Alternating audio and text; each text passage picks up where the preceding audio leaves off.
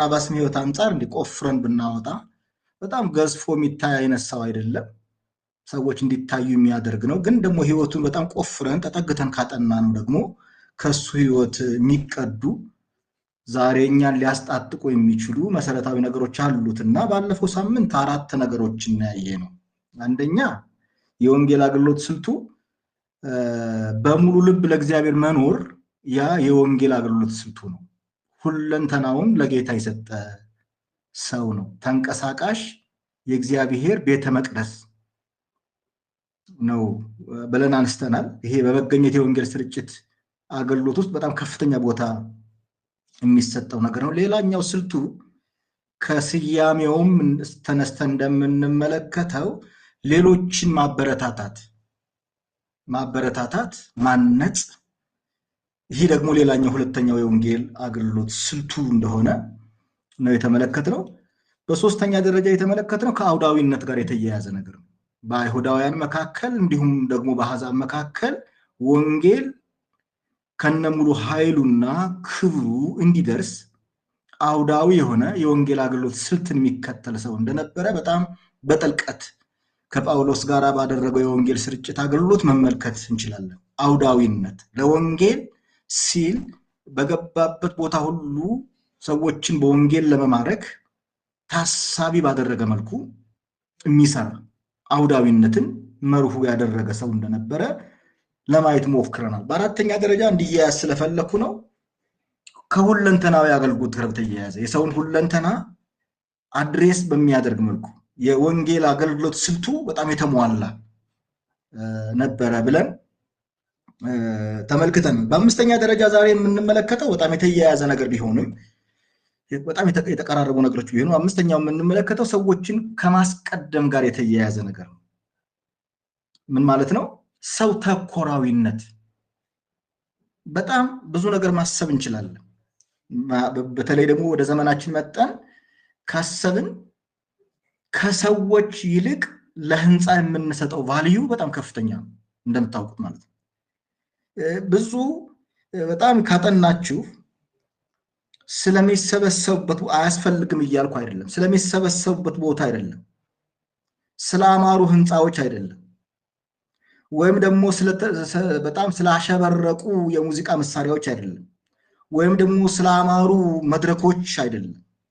የበርናባስ ልቦና የተሳበው ሰው ላይ ነው፣ ፍቅሩ ሰው ላይ ነው። አያስፈልጉም እያልኩ አይደለም። የማስቀደም ጉዳይ ነው። የትኛው ይቀድማል ነው።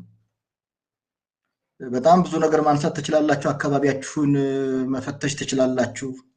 እኔ ህንፃ እንደሚያስፈልግ አምናለሁኝ። የሙዚቃ መሳሪያ እንደሚያስፈልግ አምናለሁኝ። የተለያዩ ነገሮች እንደሚያስፈልጉ አምናለሁኝ። ግን ከነዚህ ሁሉ የትኛው ይበልጣል ነው። እግዚአብሔር ለየትኛው ቫልዩ ይሰጣል። ለዚህ ነው የሐዋርያት ሥራ ምዕራፍ 15 ስትመለከቱ ከቁጥር 36 እስከ 39 ባለው ክፍል ውስጥ እንግዲህ የሐዋርያት ሥራ ምዕራፍ 13 ላይ ጳውሎስና በርናባስ ለወንጌል አገልግሎት ወጡ። የመጀመሪያው የወንጌል አገልግሎት ጉዟቸው ማለት ነው። እና ወንጌልን ከደረሱ በኋላ እንደገና ተመለሱ ወደ አንጾኪያ።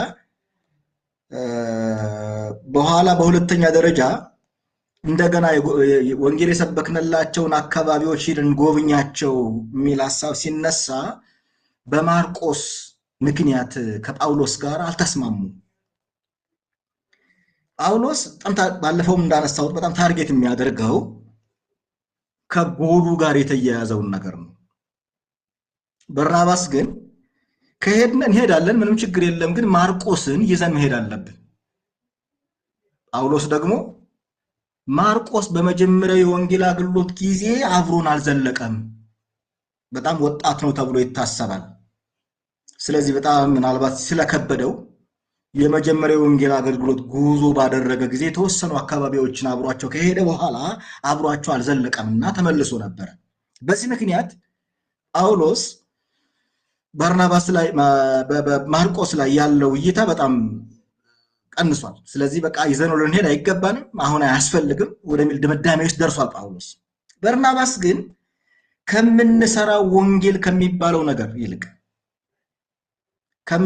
ከጎላችን ይልቅ ቅድሚያ መስጠት ያለብን ለሰው ነው።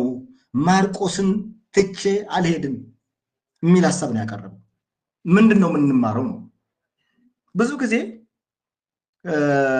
በገንዘብ ምክንያት ወንድሞቻችን እናጣለን። ማለት ቅድሚያ የምንሰጠው ገንዘቡ ሆኖ ሊሆን ይችላል። በሆነ ምክንያት ወንድሞቻችን የምናጣበት ጊዜ አለ። በርናባስ ግን በጣም ጌን ማድረግ የሚፈልገው ሰውን ነው። ምክንያቱም ወንጌል የሚሰራው አየር ላይ አይደለም። ወንጌል የሚሰራው ህንፃ ላይ አይደለም። ወንጌል የሚሰራው ሰው ላይ ነው። ከዚህ የተነሳ ለሰው ያለው ቫልዩ በጣም ከፍተኛ ነው። የወንጌል አገልግሎት ስልት ይሄ ነው። ሰው መሆኑን ማየት። ታውቃላችሁ፣ አንዳንድ ጊዜ ቸርች ውስጥ በጣም ሀብታም ሰው ሲድንና በጣም ድሃ ሰው ሲድን እኩል አናይም። በጣም ሀብታም ሰው ሲድን በጣም እንደሰታለን። በጣም ድሃ ሰው ሲድን ደግሞ ብዙ ደስተኛ ነው። ምናልባት ሰው ተኮራዊ ስላልሆነ ሊሆን ይችላል። ያ ሰው ተኮራዊ ከሆነ ግን ሀብታሙም ይሁን ድሃው በእግዚአብሔር ዓይን ፊት የከበረ ነው። አንድ የሚገርም ታሪክ ሰምቻለሁ ስለ ዊሊያም ኬሪ። ዊሊያም ኬሪ በጣም ድሃ ነበር አሉ ጌታን ለመከተል ሲወስን እና ሊስትሮ ነበረ እና ያጠመቀው ሰው እንዲህ ብሎ በማስታወሻው ጽፏል አሉ። በዘመኔ በጣም የመጨረሻ ድሃ የሆነ ሰው አጠመቅኩ። በጣም ይሄ ድሃ የሆነ ሰው ዊሊያም ኬሪ ሊስትሮ የሆነ ምስኪን ድሃ የሆነ ሰው ግን ቤት ውስጥ የዓለም ካርታ ነበር አሉ። ያ ድሃ በደሳሳ ጎጆ ውስጥ በጣም የጠለቀ ራዕይ ነበረው። ድሃ ነው። 10 የህንድ ቋንቋዎችን ያጠና፣ በ10 የህንድ ቋንቋዎች መጽሐፍ ቅዱስ እንዲተረጎም ያደረገ፣ በሚሊዮን የሚቆጠሩ ሰዎችን ወደ ጌታ ያመጣ ሰው ነው። ይህ ሰው ድሃ ነው መነሻው፣ ግን ሰው ነው። እግዚአብሔር ሀብት ስላለው ሰውን አይጠቀምበትም። እግዚአብሔር እውቀት ስላለው ሰውን አይጠቀምበትም። እግዚአብሔር የሆነ ነገር ስላለው አይጠቀምበትም። እግዚአብሔር ሰውን የሚጠቀመው ሰው ስለሆነ ነው። የበርናባስ እይታ ከዚህ ጋር በጣም የተያያዘ ነው። ለማርቆስ ያለው እይታ አስገራሚ ነበር፣ አስደናቂ ነበር። ይሄ ማለት ለማርቆስ ብቻ ሳይሆን ሰው ተኮራዊ አመለካከት ነው የነበረው። ለሰው ያለን እይታ ምን ይመስላል? ሰዎችን በምንድን ነው የምንለካው? በሰውነታቸው ወይስ ባላቸው ነገር? መማር በጣም ጥሩ ነው አምናለሁ ስለመማር። መማር በራሱ ግን በቂ አይደለም። ሀብት በጣም ጥሩ ነው፣ ግን ሀብት በራሱ ግን በቂ አይደለም። ሰው በእግዚአብሔር ዓይን ፊት በጣም የከበረ ነው። ለዚህ ነው ከበርናባስ ሕይወት የምንማረው አንዱ መሰረታዊ ነገር ሰው ተኮራዊ መሆኑ የወንጌል አገልግሎቱ ስልት ነው። ሰዎችን እኩል እናያለን ወይ የሚለውን ማየት በጣም አስፈላጊ ነገር ነው። ሰዎችን እግዚአብሔር እንደሚያይ እናያለን ወይ? እናውቃለን። አስታውሳለሁ አገልግሎትን የጀመርኩት በልጅነቴ ስለነበር እድሜ ያያሉ ሰዎች እና አሁን ሊያገለግል ነው ይላሉ። ሊያገለግል ነው ምክንያቱም የሚያዩት ሰውየውን ማንነት ነው። ያ ሰው ግን በእግዚአብሔር እስከተጠራ ድረስ፣ በእግዚአብሔር እስከተፈጠረ ድረስ፣ በእግዚአብሔር እስከዳነ ድረስ በእግዚአብሔር ፊት የከበረ እግዚአብሔር ሊጠቀምበት የሚችል በቤተ ክርስቲያኖት እሱን ማድረግ መቻል አንዱ የወንጌል አገልግሎት ስልት መሆን እንዳለበት እንማራለን። በጳውሎስና በበርናባስ መካከል የነበረው የሐሳብ ልዩነት ቀደም ብዬ ለማንሳት እንደሞከርኩት ዓላማ ተኮራዊነትና ሰው ተኮራዊነት ነው። ዓላማ ተኮር መሆኑ አስፈላጊ ቢሆንም ሰው ተኮራዊነትም ደግሞ እጅግ አስፈላጊ ነገር የሆነ ከበርናባስ ሕይወት የምንማረው ነገር ነው። ቀደም ብለነው ለማንሳት እንደሞከርነው የስሙ ትርጉም ራሱ የመጽናናት ልጅ ነው። ምንድነው የሚያጽናናው? ነው ሰው ነው። ለዛ የተፈጠረ ማንነት ነው ያለው። ለሰው የብርታት ምንጭ ነው። ለተዋረደው፣ ላጣ ቢሆን ለነጣ፣ በየትኛው ሁኔታ ውስጥ ላለ ሰው፣ የአቅም ምክንያት፣ የጉልበት ምክንያት፣ የለውጥ ምክንያት፣ የሰው ረሃብተኛ፣ ለሰው ያለው ቫልዩ ከፍተኛ የሆነ ልክ ጌታ ኢየሱስ ክርስቶስ በሰዎች መካከል ያለ ምንም ልዩነት ሰዎችን እንደሚጠራ፣ እንደሚያድን፣ እንደሚጠቀም በርናባስም ከጌታው የተቀዳ እይታ ነው ያለው። እንዴት ነው የኛ እይታ የሚለውን እስኪ ለማየት እንሞክር። ለዚህ ነው ወንጌል በምናካፍልበት ጊዜ ታላላቅ አሳ ተያዘ ይላሉ አንዳንድ ሰዎች፣ ገንዘብ ያለው ማለት ነው። እሱ የኢየሱስ እይታ አይመስለኝም። በርናባስ አካባቢ ማይገኝ አመለካከት ነው። ስለዚህ አምስተኛው ሰዎችን የማስቀደም ስልት ወይም ደግሞ ሰው ተኮራዊ መሆን የወንጌል አገልግሎት ስልቱ ነው።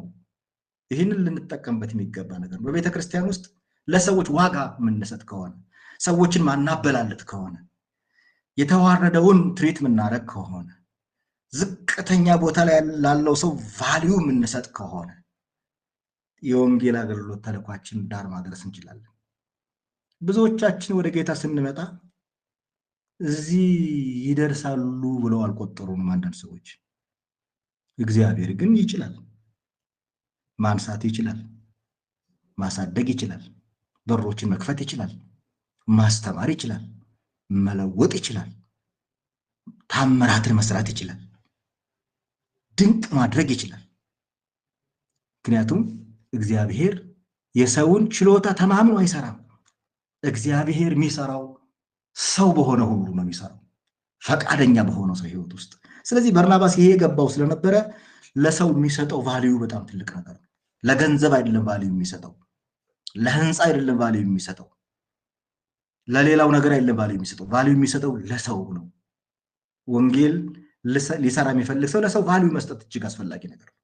ሰው ጌታ ኢየሱስ ሰው የሆነው ለሰው ነው፣ ለህንፃ አይደለም። ጌታ ኢየሱስ ሰው የሆነው ገንዘብ እንድናገኝ አይደለም። ጌታ ኢየሱስ ሰው የሆነው ባለስልጣን እንድንሆን አይደለም። ጌታ ኢየሱስ ሰው የሆነው ለሰው ነው። ሰው ተኮራዊነት የሚለው በጣም መሰረታዊ ነገር። በስድስተኛ ነጥብ የምንመለከተው በርናባስ ብቻውን ከመስራት ይልቅ ከሰው ጋር መስራት የወንጌል አገልግሎት ስልቱ ነው። አብሮ መስራት። በጣም በርካታ ነገር ማንሳት እንችላለን። በነገራችን ላይ ብቸኛ የሆነ ሰው፣ ብቻውን የሚሰራ ሰው የእግዚአብሔር ስራ መስራት አይችልም። ስንፈጠር ኮምፕሊመንት እንድንደራረግ፣ አንዳችን የአንዳችን ማሟያ እንድንሆን ተደርገን ነው የተፈጠርነው። ስንድንም የአካል ብልቶች ሆነን ነው የተፈጠርነው። ከዚህ የተነሳ ብቻችንን የማንቆም፣ ሌላ የሚያስፈልገን፣ አብረን ለመስራት የዳንን፣ አብረን ለመስራት የተጠራን ነው የሚለውን ከበርናባስ ህይወት እንማራለን። በርናባስ የሐዋርያት ሥራ ምዕራፍ 13 እና 14 እንደምትመለከቱት ከጳውሎስ ጋር አብሮ የወጣ የወረደ ሰው ነው። እኔ አንድ ጥያቄ ልጠይቃችሁ ወገኖች፣ ከሰው ጋር አብራችሁ መስራት ትችላላችሁ ወይ?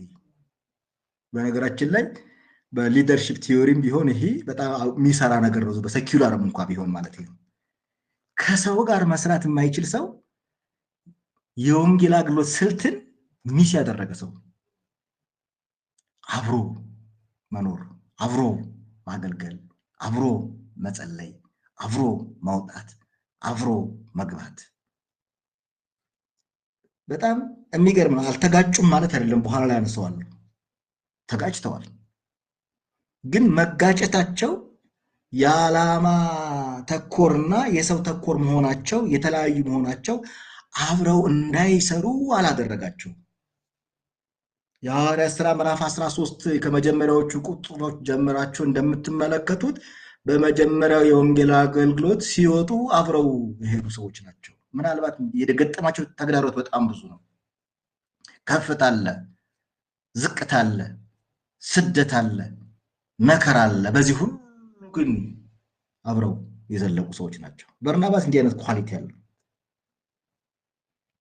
ከጳውሎስ ጋር ተጣማሪ አገልጋይ ነበር። እንዲያው ልታይ እንኳን የሚል ሰው አይደለም። በጣም የሚገርም ነው። የአይነት ሰዎች አሉ። በእውነት መታየት አይደለም የሚፈልገው። ጳውሎስ ደምቆ ቢታይ አይገደውም። ብቻ ግን የጳውሎስ አገልግሎት ይበልጽግለት። ምክንያቱም በጳውሎስ እየተገለገለ ያለ እግዚአብሔር እንደሆነ ይረዳል። እግዚአብሔር እየከበረ እንዳለ፣ የእግዚአብሔር የወንጌል አገልግሎት እየቀጠለ እንዳለ ስለሚረዳ ከጳውሎስ አልተለየም። ከማርቆስ ጋር የነበረውን ሁኔታ ስትመለከቱ አሁንም ማርቆስ ዊክነስ ድካም ሊኖረው ይችላል። ግን ከማርቆስ ጋር ደግሞ ላለመለየት የወሰነ ምናልባት ከጳውሎስ ተለይቶ ከማርቆስ ጋር ቢሆን ማርቆስን ማዳን ይችላል። ማርቆስን ማብቃት ይችላል። ማርቆስን ማስታጠቅ ይችላል። ማርቆስን ለሆነ ዓላማ ማብቃት ይችላል። ስለዚህ የማርቆስም ተጣማሪ አገልጋይ ነበር ማለት ነው። የግላዊነት አደጋ ተጠቂ አይደለም። እንግዲህ የግል የሚለውን ብዙ ማንሳት ይችላል። እኔ እንግዲህ ከዘመኑ እንቅስቃሴ ማንሳት ትንሽ ለየት ያለ እይታ ነው ያለኝ። አደራ እንዴት እንደምትረዱ ባላቅም እኔ የግል ቤተክርስቲያን የሚል አላምንም። ለምሳሌ እናንተን አላቅም። የግል የጸጋ ስጦታ የሚል ነገር አላምንም። የግል ራዕይ የሚባል ነገር ነው ያላምንም። በአዲስ ኪዳን ውስጥ የግል የሚባል ነገር የለም።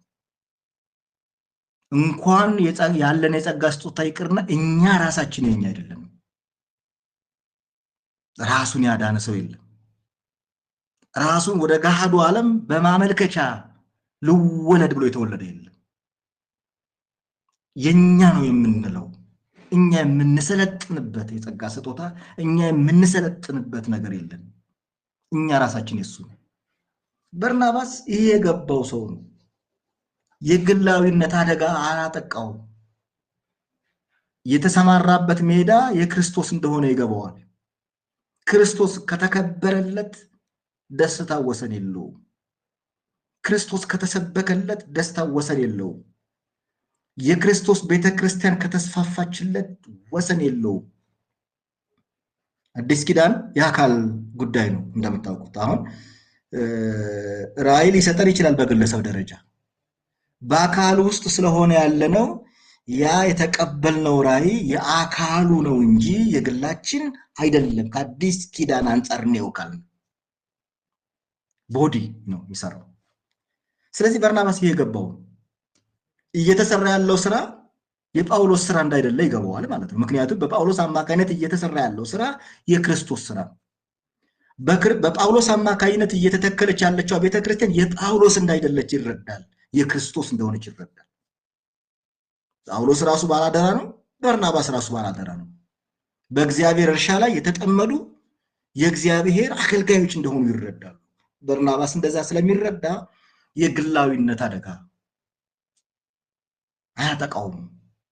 የአብሮነት የወንድሞቹን አስፈላጊነት፣ የእህቶቹን አስፈላጊነት፣ የአገልጋዮችን አስፈላጊነት ስለሚረዳ አብሮ ከሰዎች ጋር መስራት የሚችል ሰው ነው። ሁሌ መጠየቅ ያለብን ጥያቄ አብሬ መስራት እችላለሁ ወይ? አብረን እንድንሰራ ነው። የሚገርማችሁ ነገር የተለያየ የጸጋ ስጦታ እግዚአብሔር የሰጠን አንድ አይነት አይደለም። የጸጋ ስጦታዎች አንዳንዱ አስተማሪ ነው፣ አንዳንዱ መጋቢ ነው፣ አንዳንዱ ወንጌላዊ ነው፣ አንዳንዱ በእውቀት ቃል የሚያገለግል ነው፣ አንዳንዱ በፈውስ የሚያገለግል ነው፣ አንዳንዱ በመርዳት የሚያገለግል ነው፣ አንዳንዱ በሌላ የሚያገለግል ነው። አብረን እንድንሰራ ስለፈለገ እግዚአብሔር ለእያንዳንዳችን የተለያየ መንፈሳዊ ስጦታን የሰጠን። በጣም የሚገርም አንዳችን ለአንዳችን እጅግ አስፈላጊ ነን። አንዳችን ያለ አንዳችን እንዳንኖር በርናባስ የገባው ሰው ነው። በርናባስ የራሱን ኮንትሪቢዩሽን ያውቃል። በርናባስ የራሱን ስራ ያውቃል። የሌላ ወንድሙም ስራ እጅግ አስፈላጊ እንደሆነ ይረዳል። ከሰዎች ጋር ብቻውን ከመስራት ይልቅ ከሰው ጋር መስራት የሐዋርያ ስራ በግልጽ ነው የሚነግረን። ከጳውሎስ ጋር የሰራውን የወጣውን የወረደው አብረን እንሰራለን ወይ? በሌላ ወንድሞቻችን በእህቶቻችን የእግዚአብሔር ስራ ሲሰራ ያስደስተናል ወይ? የኢየሱስ ስራ ተሰራ፣ የአምላኬ ስራ ተሰራ፣ የክርስቶስ ቤተክርስቲያን ተስፋፋች ብለን እንደሰታለን ወይስ በግለኝነት አደጋ ውስጥ ነው ያለነው? በጣም የኛ ነው የምንለው ነገር የለንም። ቤተክርስቲያን የክርስቶስ ናት። በየትኛውም ስም የሚጠራ ዲኖሚኔሽን ይሁን ቤተክርስቲያን የክርስቶስ ናት። ቤተክርስቲያን እኛ ነን ሰዎች የክርስቶስ ናት። ስለዚህ ከግለኝነት ይልቅ በጋራ በአብሮነት መስራት የወንጌል አገልግሎት ስልቱ ነው። አብረን ከወገኖች ጋር የምንሰራ ከሆነ እናድጋለን። በእውነት ሁሌ እምላለሁ የዛሬ ብዙ ዓመታት ነው ወደ ጌታ የመጣሁት 1984 ለኔ እቆጥራለሁ በየዓመቱ። ከዛን ጊዜ ጀምሮ የረዱኝ ወንድሞቼ እህቶቼ ናቸው። በእነሱ የጸለዩልኝ ሰዎች አሉ፣ ማቃቸውም ማላቃቸው የመከሩኝ ሰዎች አሉ፣ ያስተማሩኝ ሰዎች አሉ። ያለ ሌላው ሰው መኖር የማንችል እኛም ደግሞ ለሌላው ኮንትሪቢዩት የምናደርገው ነገር ይኖራል። ስለዚህ በርናባስ ይሄ የገባው ሰው ነበር። የዛሬውን ነጥብ ሳነሳ አምስተኛ ያነሳሁት ሰዎችን የሚያስቀድም ነው ወይም ሰው ተኮራዊ ነው። በስድስተኛ ደረጃ ያነሳሁት በርናባስ ብቻውን ከመስራት ይልቅ ከሰዎች ጋር የሚሰራ ሰው ነበር። በሰባተኛ ደረጃ የማነሳው በጣም በስፋት የተጠቀሰ ግን አጥር አድርጌ የማወራው የበርናባስ የወንጌል አገልግሎት ጸሎት ተኮራዊ ነው። በበርናባስ ህይወት ውስጥ በጥልቀት ላናይ እንችላለን። ምክንያቱም ብዙ ጊዜ የሚሸፈነብን በጳውሎስ ነው የሚሸፈነብን። እንደገና ደግሞ ሉቃስ ሲዘግብ እንደምታውቁት ሰማራይዝ አድርጎ ምጥን አድርጎ ነው ያቀረበው ትኩረቱ ማለት ነው። የሐዋርያት ሥራ አንዱ ቁልፉ ነው የሚነሳው። ሉቃስ በጥልቀት የሚያነሳው የጸሎትን ጉዳይ ነው። አጠቃላይ ከሐዋርያት ሥራ ሰፊ አውድ አኳያ ስናይ ጸሎት፣ መንፈስ ቅዱስ እና የወንጌል አገልግሎት የማይነጠሉ ሶስት መሰረታዊ ናቸው። የተዋሃዱ አንድ ላይ ያሉ በጸሎት የተሞላ ነው የሐዋርያት ሥራ። በዛ በጸሎት በተሞላ የሐዋርያት ሥራ መጽሐፍ ውስጥ የበርናባስን ህይወት እንዴት ነው ነቅሰን የምናየው ካልነ የሐዋርያት ሥራ ምዕራፍ 13 ማየት ነው እንደ ማሳያ። የሐዋርያት ሥራ ምዕራፍ 13 ቁጥር 2 ላይ በግልጥ እንደምትመለከቱት እንዲህ ይላል። ከቁጥር 1 ጀምሮ ላንብበው። በአንጾኪያ ባለች ቤተክርስቲያን ነቢያትና መምህራን ነበሩ። እነርሱም በርናባስ፣ ኔጌር የተባለው ስምዖን፣ የቀሬናው ሉኪዮስ፣ የአራተኛው ክፍል ገዢ ሄሮድስ አብሮ አደግ የነበረው ምናሄና ሳውል ነበሩ። እነዚህም ጌታን እያመለኩና እየጾሙ ሳለ መንፈስ ቅዱስ በርናባስንና ሳውልን እኔ ለጠራኋቸው ስራ ለዩልኝ አለ ይላል። ኢንቴንሽናሊ ነው እዚህ ሲያመልኩና ሲጦሙ ሳለ የሚለው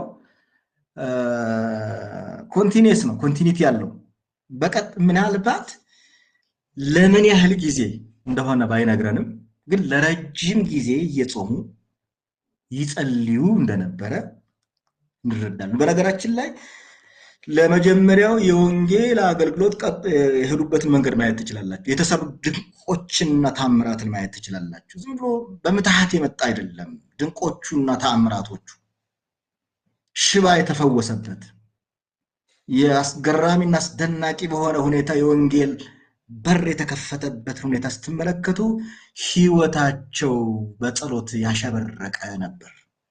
በርናባስ የጸሎት ሰው ነበረ። ዛሬ ቶክ ነው የበዛው ወገኖቼ፣ ወሬ ነው የበዛው፣ ንግግር ነው የበዛው። ወደ ጥንቱ ወደ መሰረታችን ብንመለስ ልናደርገው የሚገባ ነገር ጸሎት ነው። ለምን ያህል ጊዜ እንጸልያለን የሚለውን ማስተዋል ትችላላችሁ። አሁን ላይ አላቅም የእናንተን። በርናባስ ለረጅም ጊዜ የሚጸልይ ሰው ነበር። ይሄ አውዱን ማየት አስፈላጊ ነገር ነው። አጠቃላይ የሐዋርያት ሥራን አውድን እንደ ቀደም ብዬ ለማንሳት እንደሞከርኩት ጸሎት፣ መንፈስ ቅዱስና የወንጌል አገልግሎት የማይነጣጠሉ ነገሮች ናቸው። የሐዋርያት ሥራ ምዕራፍ 1 ላይ ከ1 እስከ 11 ባለው ክፍል ውስጥ ጌታ ኢየሱስ ክርስቶስ በ40ኛው ከንጥቀት ወይም ደግሞ ወደ ከማድረጉ በፊት አብሯቸው ነበረ፣ እየተነጋገረ ነበረ፣ በርካታ ነገሮችን ሪቫይዝ አደረገላቸው። ከዛ በኋላ አይናቸው እያዩት ወደ ሰማይ ሄደ። አውቶማቲካሊ ያደረጉት ነገር ምንድነው? ወደ ሰገነታቸው ወጣው ተመልሰው ጸሎት ነው የጀመሩት። ከዛም በኋላ የሐዋርያት ሥራ ላይ የምትመለከቱት ምዕራፍ 2 ላይ ሲጸልዩ ሳለ በመንፈስ ቅዱስ እንደተሞሉ ነው የሚናገረው። ምዕራፍ 4 ላይ ስትመጡ ስደት በመጣባቸው ጊዜ፣ ተግዳሮት በመጣባቸው ጊዜ ሲጸልዩ ነው የምትመለከቱት። ጸሎታቸው ደግሞ የጸሎታቸው መልስ ደግሞ አካባቢ ሁሉ እንደተናወጠ፣ በመንፈስ ቅዱስ እንደተሞሉ፣ የእግዚአብሔርን ቃል በግልጥ እንደተናገሩ ይናገራል። በዚህ ሁኔታ ውስጥ ነው በርናባስ ደግሞ መጣ፣ መወለዱን፣ መምጣቱን፣ መዳኑን፣ መቀላቀሉን ይነግራል። ቀጥታ ከዛም ጀምሮ ስትመለከቱ በጣም በርካታ ቦታዎች ውስጥ ቆርኔሌዎስ እንኳን ሳይቀር ሲጸልይ ሳለ ነው የሚለው። ጴጥሮስ ራሱ ምዕራፍ 10 ላይ እየጸለየ ሳለ ነው የሚለው። ጸሎት የሚለውን ክፍል ማየት ትችላላችሁ። ስለዚህ በርናባስ ከዚህ በመጀመሪያው ምዕት ዓመት የነበረችው የመጀመሪያዎቹ ሐዋርያት የነበራቸው ወንጌል ስራ ያለ ጸሎት ማይሰራ እንደሆነ የሚረዳና በጸሎት ያሸበረቀ ህይወት የነበረው ሰው ነበር። መተኪያ የሌለው ነገር ነው። በነገራችን ላይ ጸሎት መማር በጣም ጥሩ ነው አምናለሁ። ማጥናት በጣም ጥሩ ነው። መስበክ በጣም ጥሩ ነው። የተለያዩ የወንጌል ስርጭት ስልቶችን መንደፍ በጣም ጥሩ ነው። ግን ጸሎትን የሚያክል ስልት ግን የለም። አሁንም ወደፊትም ማምነው ከመጽሐፉ የአዲስ ኪዳን ተማሪ ነኝ፣ ከመጽሐፍ ቅዱስ እንዳጠናሁት ጸሎትን የሚመስል ነገር የለም። ጸሎት ከእግዚአብሔር ድንቅና ታምራትን የምንቀበልበት መንገድ ነው። ጸሎት የምንታጠቅበት መንገድ ነው። ጸሎት ምሪት የምናገኝበት መንገድ ነው። ጸሎት የእግዚአብሔር ቃል በግልጥ እንድንናገር እግዚአብሔር እድል የሚሰጠን ቦታ ነው። ከጸለዩ በኋላ የሆኑትን ማየት ትችላላችሁ። ሌላ ታሪክ የለንም። እኛም ያለን ታሪክ ይሄ ነው። እግዚአብሔር ወደ ጸሎት ይመልሰን። ከብዙ ንግግር ይልቅ በጣም ብዙ ጸሎት። መናገር አልችልም ስለ ጸሎት አንሳ ካላችሁ እኔ በጸሎት ነው ያደግኩት። ረጅም ሰዓት አሁን ላይ ጊዜ አጣለሁ። ቱ ስፒክ ፍራንክሊ ድሮ በቀን ረጅም ሰዓት ጸልያለሁ። አንድ የተንበርኬ 8 ሰዓት መጸለይበት ጊዜ ነበር።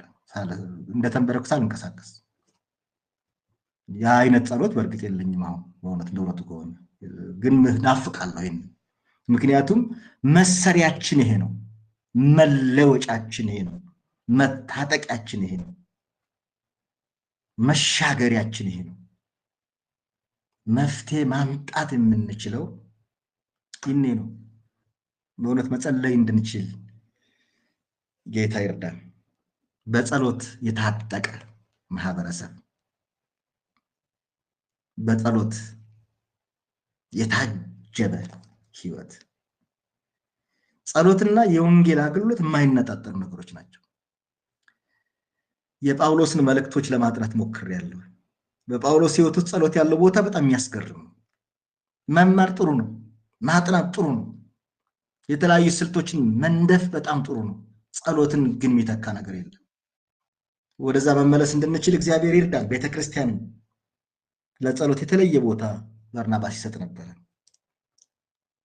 ልክ ከጳውሎስ እንደሚያደርገው ሁሉ። 8ኛው ነገር የምንመለከተው ግጭትን እና ሙግትን የመጋፈጥ ሁኔታ ነው።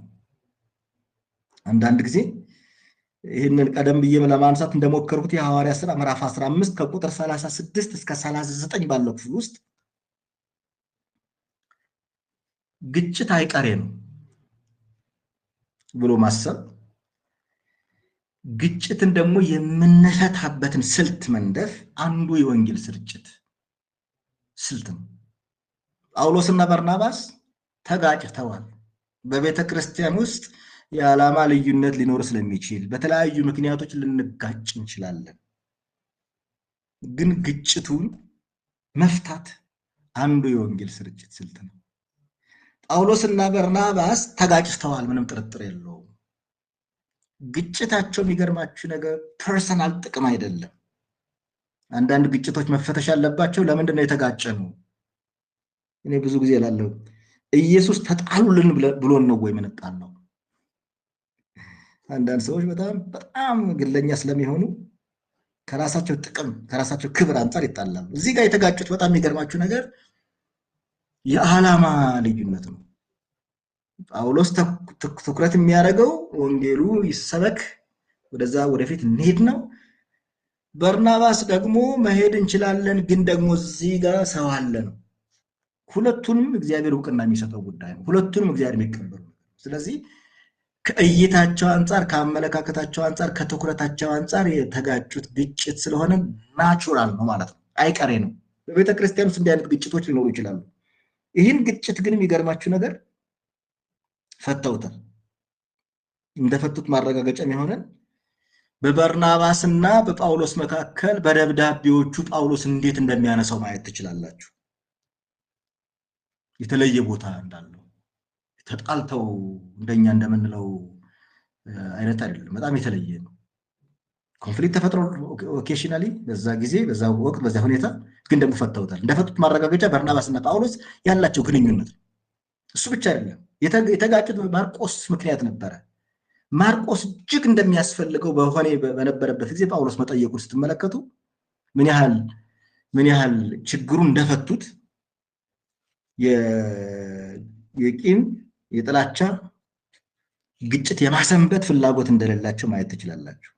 ይህ በራሱ አንዱ የወንጌል አገልግሎት ስልት ነው።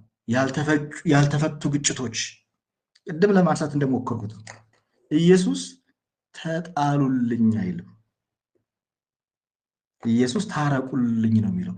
ኢየሱስ ይቅር በሉልኝ ነው የሚለው። ምናልባት እነዚህ ሰዎች በይቅርታ የተሞላ ህይወት ነው ያላቸው። ጳውሎስም ይሁን በርናባስ ጎል ተኮር ስለሆነ ጨካኝ አይደለም ጳውሎስ። ሰው ተኮር ስለሆነ ቂመኛ አይደለም በርናባስ። የኛ ህይወት ምን ይመስላል? የኛ ዘመዶች እንኳን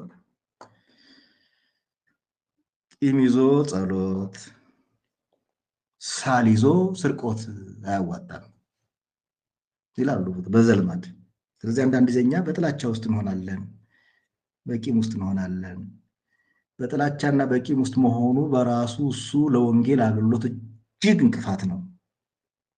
ወንጌል አገልግሎት እንዲሮጥ ካስፈለገ ይቅር ባዮች መሆን አለብን። ከሚያምኑ ሰዎች አንጻር ብቻ አይደለም፣ የማያምኑ ሰዎችም ከሚያደርሱብን በደል አንጻር ይቅር ባዮች መሆን አለብን። የማያምኑ ሰዎች አሳደውኝ ስለማያውቁ አይደለም። እኔ አዴት 11 ዓመት ኑሬያለሁ፣ ተሰድጃለሁ፣ ተንገላትቻለሁ። ከዕለታት በአንዱ ቀን ታስሬያለሁ። በህዝብ ፊት ጥሩምባ እየነፉ ቤተክርስቲያን ሲያቃጥል ይዘነዋል ተብዬ የሞት ፍርድ የተፈረደብኝን ጊዜ አስታውሳለሁ። ያን ያደረጉ ሰዎችን ግን በጌታ ጸጋና ምሕረት ይቅር ማለት ብቻ ሳይሆን አቅፌ መሳም የቻልኩበት ጊዜ አስታውሳለሁ።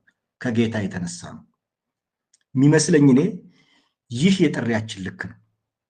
ገዳዮቻችንን እንኳን ሳይቀር ይቅር ማለት የምንችል ግጭቶችን የመፍታት ጥበብ ያለን ታራቂ የሆንን ይቅር ባይ የሆንን በምህረት የተሞላ ህይወት ያለን ሰዎች ከሆንን ወንጌል እንደሚገባ እንዲሮጥ ማድረግ እንችላለን።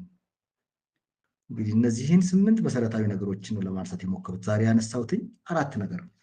እነዚህን ሪቫይዝ ለማድረግ ልሞክር።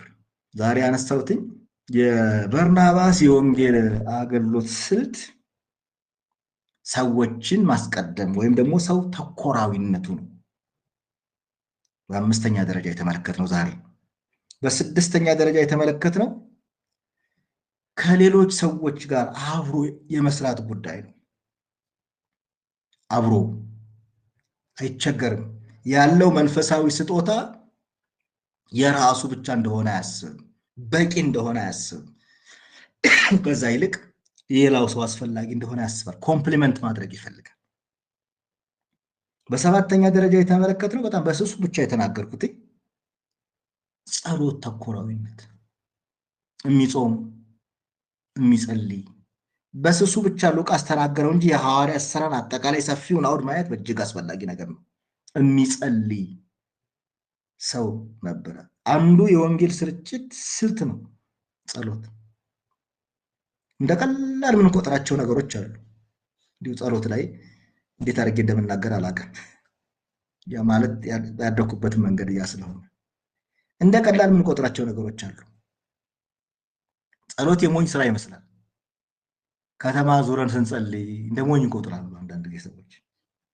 አስታውሳለሁ ከተማ እየዞርን የምንጸልይበት ጊዜ፣ ተራራ ላይ ወጠን የምንጸልይበት ጊዜ፣ ወንዝ ላይ ሄደን የምንጸልይበት ጊዜ። ግን እግዚአብሔር ይሰራል እነዚህ ሁሉ። የወንጌል አገልግሎት በርን ይከፍታል በእነዚህ ሁሉ። ምክንያቱም ስንጸልይ ከእግዚአብሔር ጋር የተነካካን ሰዎች እንሆናለን። እግዚአብሔር ይመራናል። እግዚአብሔር ደካማ የሆነዎችን እኛን ይጠቀምብናል። በስምንተኛ ደረጃ ያነሳሁትኝ የግጭት አፈታትና ይቅርታ ነው። በቤተ ክርስቲያን ውስጥ ግጭት አይቀሬ ነው፣ ኢነቪቴብል ነው ይባላል። አይቀሬ ነው አለ ሰው እስካለ ድረስ። ዋናው ነገር ግጭቱን የምንፈታበት መንገድ ነው። ግጭቱን የምንፈታው ልክ እነ በርናባስ እንዳደረጉት በይቅርታ። ዓላማቸው አንድ ነው። አንዳንድ ጊዜ ትኩረት አቅጣጫችን ልዩ ስለሚሆን ነው የምንጋጨው። መንፈሳዊ ስጦታዎቻችን አንጻር ለምሳሌ ዘማሪ የሆነ ሰው በቃ መዝሙር ብቻ ነው ብሎ ሊያስብ ይችላል። ግን አስተማሪም አስፈላጊ ነው። የሚተነብይ ሰው ተንበይ ብቻ ነው አስፈላጊ ብሎ ሊያስብ ይችላል። ግን ደግሞ መመገብም አስፈላጊ ነገር ነው። ከዚህ የተነሳ አንዳንድ ጊዜ ካሉን መንፈሳዊ ስጦታዎች አንጻር ካሉን እይታዎች አንጻር ራሱ በመካከላችን ልዩነቶች ሊኖሩ ይችላሉ። ግን አንዳችን ለአንዳችን እጅግ አስፈላጊ ነን ብለን የምናስብ ከሆነ ግጭቶቹን ከእግዚአብሔር አመለካከት አንጻር ፈተን አብረን መፍሰስ እንችላለን። ቤተክርስቲያንን ማነጽ እንችላለን። እንዳጠቃላይ በሁለቱ ሳምንት 8 መሰረታዊ ነገሮችን የተናገርኩት የበርናባስ የወንጌል አገልግሎት ስልት፣ አንደኛ በሙሉ ልብ ለእግዚአብሔር የመኖር ጉዳይን አንስቻለሁ። በሁለተኛ ደረጃ ሌሎችን የማበረታታትን ጉዳይ አንስቻለሁ። በሶስተኛ ደረጃ የአውዳዊነትን ጉዳይ አንስቻለሁ። በአራተኛ ደረጃ ሁለንተናዊ አገልግሎትን አንስቻለሁ። በአምስተኛ ደረጃ ሰዎችን የማስቀደምና ሰው ተኮራዊነቱን አንስቻለሁ። በስድስተኛ ደረጃ ከሌሎች ሰዎች ጋር አብሮ የመስራትን ጉዳይ አንስቻለሁ። በሰባተኛ ደረጃ ጸሎትን አንስቻለሁ። በስምንተኛ ደረጃ የግጭት አፈታትን ጉዳይ አንስቻለሁ። እነዚህ 8 መሰረታዊ ነገሮች በሰመሪ ስናይ የበርናባስ ሕይወት ውስጥ ነቅሰን የምናወጣቸው የወንጌል አገልግሎት ስልቶች ናቸው። ይሄ ስልት ዛሬ ለእኛ ልናደርገው የምንችለው ልንተገብረው የምንችለው ውጤታማ እንድንሆን ፍሬያማ እንድንሆን የሚያደርገን ጉዳይ ነው።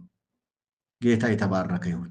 በዚህ ሕይወት እግዚአብሔር ሕይወታችንን ይንካው፣ ምድራችንን አካባቢያችንን ይንካው። ጌታ ይባረክ። ጌታ ይባርካችሁ።